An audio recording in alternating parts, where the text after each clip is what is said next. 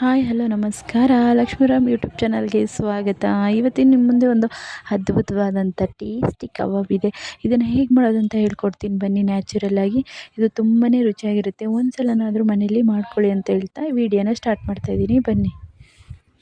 ಇಲ್ಲಿ ನಾನು ಸ್ವಲ್ಪ ಕೊತ್ತಂಬರಿನ ತೊಗೊಂಡಿದ್ದೀನಿ, 4 ಹಸಿಮೆಣ್ಸಿನ್ಕಾಯಿನ ತೊಗೊಂಡಿದ್ದೀನಿ, ಬೆಳ್ಳುಳ್ಳಿನ 3 ಬೆಳ್ಳುಳ್ಳಿ ಗೆಡ್ಡೆನ ಬಿಡಿಸಿ ಇಟ್ಕೊಂಡಿದ್ದೀನಿ, 1 ಇಂಚು ಶುಂಠಿನ ತೊಗೊಂಡಿದ್ದೀನಿ, 1 ಮೊಟ್ಟೆನ ತೊಗೊಂಡಿದ್ದೀನಿ. ಇಲ್ಲಿ ಪುದೀನಾನ ನಾನು ಜಾಸ್ತಿ ತೊಗೊಂಡಿದ್ದೀನಿ, 1 ಹಿಡಿಯಾಗೋಷ್ಟು. ಇಲ್ಲಿ ನಾನು ಕರಿಬೇವಿನ ಎಲೆನ ಒಂದೇ ಒಂದು ಸ್ವಲ್ಪ ತೊಗೊಂಡಿದ್ದೀನಿ. ಇದು ನ್ಯಾಚುರಲಾಗಿ ಮಾಡೋದ್ರಿಂದ ತುಂಬಾ ಟೇಸ್ಟ್ ಕೊಡುತ್ತೆ ಅಂತ ಹೇಳ್ತಾ ಈ ವಿಡಿಯೋನ ಸ್ಟಾರ್ಟ್ ಮಾಡೋಣ, ಬನ್ನಿ. ನಾನಿಲ್ಲಿ ಒಂದು ಅರ್ಧ ಸ್ಪೂನ್ ಅರಿಶಿನ ಪುಡಿನ ತೊಗೊಂಡಿದ್ದೀನಿ. ಇಲ್ಲಿ 1.5 ಸ್ಪೂನ್ ಕಡಲೆಪಾಕನ್ನ ತೊಗೊಂಡಿದ್ದೀನಿ, 1 ಸ್ಪೂನ್ ಕಬಾಬ್ ಪೌಡ್ರ್ ತೊಗೊಂಡಿದ್ದೀನಿ, ಅರ್ಧ ಸ್ಪೂನ್ ಸೋಂಪನ್ನ ತೊಗೊಂಡಿದ್ದೀನಿ. ಇದಕ್ಕೆ 3 ಗೆಡ್ಡೆ ಬೆಳ್ಳುಳ್ಳಿ ಬಿಡಿಸ್ಕೊಂಡಿದ್ನಲ್ಲ ಅದನ್ನು ಹಾಕೊತಾ ಇದ್ದೀನಿ. 1 ಇಂಚು ಶುಂಠಿನ ಹಾಕ್ಕೊಂಡು ಕೊತ್ತಂಬರಿ, ಮೆಣಸಿನ್ಕಾಯಿ, 1 ಹಿಡಿಯಾಗೋಷ್ಟು ಪುದೀನಾನ ಹಾಕೊತಾ ಇದ್ದೀನಿ. ಇದಕ್ಕೆ ನಾನು ನೀರು ಹಾಕ್ಕೊಂಡು ರುಬ್ಕೊಳ್ಳಲ್ಲ, ಹಾಗೆ ಪೇಸ್ಟ್ ಮಾಡ್ಕೊತೀನಿ. ಮತ್ತು ಇದಕ್ಕೆ ಕಡಲೆ, ಮೆಣಸು, ಲವಂಗ 3, ಸೋಂಪು ಕಾಳು, ಅರಿಶಿನ ಪುಡಿ, 1 ಮೊಟ್ಟೆ ಹಾಕ್ಕೊಂಡು ನೀಟಾಗಿ ಪೇಸ್ಟ್ ಮಾಡ್ಕೋಬೇಕು. ನಾನಿಲ್ಲಿ 1/4 kg ಚಿಕನ್ನ ತೊಗೊಂಡಿದ್ದೀನಿ. ಇದಕ್ಕೆ ಮೈದಾ ಹಿಟ್ಟು, ಕಬಾಬ್ ಪೌಡ್ರು, ಪೇಸ್ಟು ಮತ್ತು ಸ್ವಲ್ಪ ಕರಿಬೇವನ್ನ ಹಾಕಿ ರುಚಿಗೆ ತಕ್ಕಷ್ಟು ಉಪ್ಪನ್ನ ಹಾಕಿ ಮಿಕ್ಸ್ ಮಾಡೋಣ.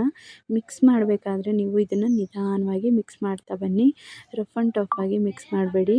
ಕಬಾಬು ನೀಟಾಗಿ ಎಲ್ಲ ನೀಟಾಗಿ ಮಸಾಲೆಗೆ ಹಿಡಿದು ನೀಟಾಗಿ ಮಿಕ್ಸ್ ಆದರೆ ತುಂಬಾ ಟೇಸ್ಟ್ ಬರುತ್ತೆ. ಇಷ್ಟು ನೀಟಾಗಿ ನೋಡಿ ಈ ಥರ ಮಿಕ್ಸ್ ಆಗಬೇಕು. ನೀವೇ ನೋಡ್ತಾ ಇದ್ದೀರಾ ಕಲ್ಲರು ಎಷ್ಟು ಚೆನ್ನಾಗಿ ಕಾಣಿಸ್ತಿದೆ ಅಂತ, ಗ್ರೀನ್ ಕಲರಾಗಿ. ಈ ಥರ ನೀವು ನೀಟಾಗಿ ಮಿಕ್ಸ್ ಮಾಡಿಕೊಂಡು ಇದನ್ನು ಒಂದು ಅರ್ಧ ಅವರ್ ನೀಟಾಗಿ ಒಂದು ತಟ್ಟೆ ಮುಚ್ಚಿ ಅರ್ಧ ಅವರ್ ಬಿಟ್ಬಿಡಿ. ಇದನ್ನು ಕಬಾಬ್ನ ನಾವು ಕಲಸಿ ಇಟ್ಕೊಂಡಿದ್ವಲ್ಲ ಅದು ಹೇಗೆ ಚೆನ್ನಾಗಿ ಕಲರೆಲ್ಲ ಅಂಟಿ ನೀಟಾಗಿ ಇದಾಗಿದೆ ಅಂತ ನೋಡೋಣ ಬನ್ನಿ. ಮಸಾಲೆ ಎಲ್ಲ ಹಿಡ್ದಿದೆಯಾ ಅಂತ ನೋಡ್ತಾ ಇರ್ಬೋದು. ಮಸಾಲೆ ಎಲ್ಲ ಹಿಡ್ದಿದೆ, ತುಂಬಾ ಚೆನ್ನಾಗಿ ಬಂದಿದೆ ನೋಡಿ. ಅಲ್ಲಿ ನ್ಯಾಚುರಲಿಗೆ ಇಷ್ಟು ಚೆನ್ನಾಗಿದೆ ಅಂತ ಈ ಥರ ಜಾಸ್ತಿ ಕಬಾಬ್ ಪೌಡ್ರು ಹಾಕ್ತಾನೆ ಕಲರ್ನ ಹಾಕ್ತಾನೆ ಮಾಡ್ಕೋಬೇಕು.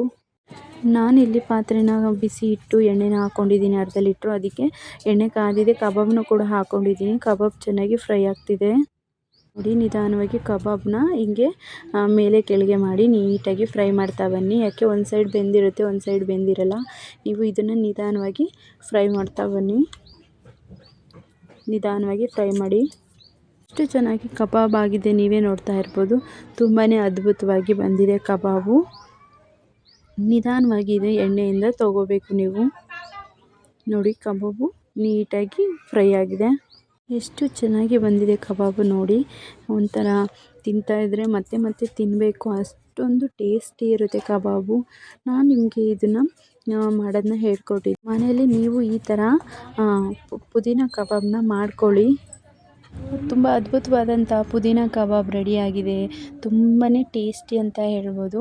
ನೀವು ಒಂದು ಸಲ ಮನೇಲಿ ಟ್ರೈ ಮಾಡಿ ಅಂತ ಹೇಳ್ತಾ ಈ ವಿಡಿಯೋನ ಇಲ್ಲಿಗೆ ಮುಗಿಸ್ತಾ ಇದ್ದೀನಿ. ಈ ವಿಡಿಯೋ ನಿಮಗೆ ಇಷ್ಟ ಆದರೆ ದಯವಿಟ್ಟು ಲೈಕ್ ಮಾಡಿ, ಸಬ್ಸ್ಕ್ರೈಬ್ ಬಟನ್ನ ಕ್ಲಿಕ್ ಮಾಡಿ ಅಂತ ಹೇಳ್ತಾ ನಾನು ಇವಾಗ ಹೋಗ್ತಾ ಇದ್ದೀನಿ. ಬಾಯ್ ಬಾಯ್.